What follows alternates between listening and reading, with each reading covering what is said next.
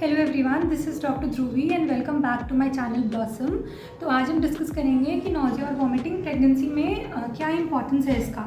So let me tell you कि first 3 months में और कुछ फीमेल्स को फर्स्ट 5 मंथ्स में सुबह वॉमिटिंग होती है, जिसको हम लोग मॉर्निंग सिकनेस बोलते हैं। बहुत पेशेंट्स में थ्रू आउट द डे भी हो सकता है, बहुत पेशेंट्स में ये शाम को भी हो सकता है। सो morning sickness is just a misnomer, ये नाम चलता आ रहा है तो अभी तक हम बोलते हैं मॉर्निंग सिकनेस।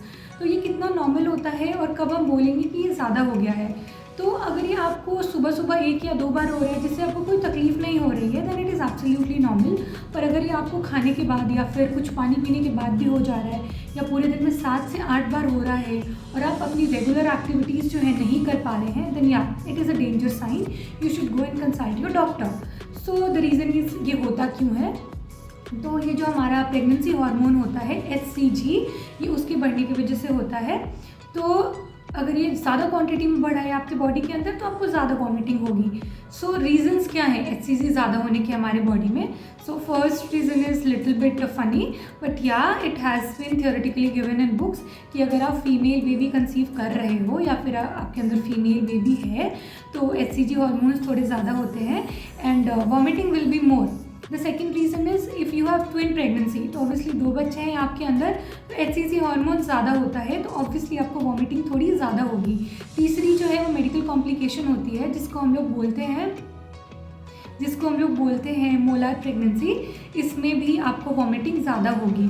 तो अभी जैसे मैंने आपको बताया कि अगर आपको डे टू डे एक्टिविटी करने में प्रॉब्लम हो रही है, then you should go consult a doctor. और मोस्टली इस टाइम पे आपको डॉक्टर्स कुछ टेस्ट कराएंगे, कुछ इन्वेस्टिगेशंस कराएंगे, जिसमें थायराइड टेस्ट हो सकता है, क्योंकि कभी कभी थायराइड के डीरेंज्ड होने की वजह से भी वॉमिटिंग ज़्यादा होती है। आपकी यूरिन के कीटोन बॉडीज़ देखेंगे, सीरम इलेक्ट्रोलाइट कराएंगे, LFT कराएंगे। ये सब टेस्ट कराने के बाद पता चलेगा कि आपको एडमिट करने की ज़रूरत है कि एडमिट करने की ज़रूरत नहीं है। तो मोस्टली हम लोग यूरिन कीटोन बॉडीज़ से डिसाइड करते हैं। अगर कीटोन बॉडीज़ प्रेजेंट होता है then yes you have to get admit.